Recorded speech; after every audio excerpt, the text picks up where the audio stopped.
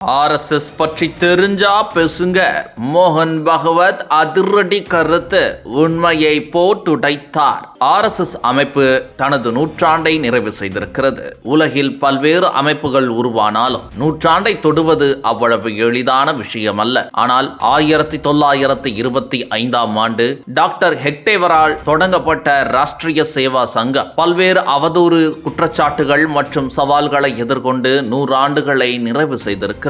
பல மாநிலங்களையும் இந்திய திருநாட்டையும் RSSின் அரசியல் அமைப்பான பாஜக ஆட்சி செய்து வருகிறது. இதுவே RSSக்கு கிடைத்த வெற்றி என்று கருதினாலும் அதை தாண்டி சமுதாய ரீதியிலும் கலாச்சார ரீதியிலும் RSS ஏற்படுத்திய தாக்கம் பாஜகவை விட அதிகமானது. சாதிய ரீதியில் பிளவுபட்டிருந்த இந்து சமுதாயத்தை இந்து என்ற ஒற்றை குடையின் கீழ் RSS கொண்டு வந்தது. மேலும் கலாச்சார ரீதியிலும் மதம் மற்றும் பிராந்திய வேற்றுமைகளை கடந்து RSS அமைப்பு அனைவரையும் ஒன்றிணைக்க முயற்சி செய்து வருகிறது. இருப்பினும் பாஜக எதிர்ப்பாளர்கள் தொடர்ந்து RSS அமைப்பை ஏதோ தீண்டத்தகாத அமைப்பு போல பொதுமக்கள் மத்தியில் பாவித்து வருகின்றனர். ஆனால் உண்மையில் காலங்கள் கடக்க RSS அமைப்பில் புதிய உறுப்பினர்கள் இணைவதுதான் அதிகரித்துக் கொண்டிருக்கிறது. இந்த நிலையில் மத்திய பிரதேசம் தலைநகர் போபாலில் நடந்த நிகழ்ச்சி ஒன்றில் பேசிய RSS தலைவர் மோகன் பகவத், தேசப்பற்றை சமுதாயத்தில் வளர்க்கும் தேச அபிமானிகளை தன் கிளை அமைப்புகள் மூலம் RSS வளர்த்தெடுத்து வருகிறது. ஒரு விஷயத்தை எதிர்க்கவோ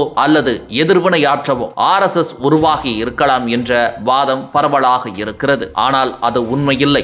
RSS ஸ்வயம் சேவகர்களை வளர்க்கிறது. பாரத நாட்டின் வளர்ச்சிக்கான லட்சியங்கள், இலக்குகள், சிந்தனைகள் மற்றும் மதிப்புகளை அவர்களுக்கு ஊட்டி வளர்க்கிறது. ஆனால் தூரத்தில் இருந்து கொண்டு ரிமோட் கண்ட்ரோல் போல் ஸ்வயம் சேவகர்களை RSS அமைப்பு இயக்கியது இல்லை. RSS அமைப்பில் இருக்கும் நாங்கள் சீருடை அணிகிறோம், நாட்டின் பல்வேறு பகுதிகளில் அணிவகுப்பு மேற்கொள்கிறோம், கம்பு வைத்து பயிற்சிகள் செய்கிறோம். இவற்றை பார்த்து RSS ஒரு துணை ராணுவ படையா என எண்ணினால் அது பெரும் தவறு.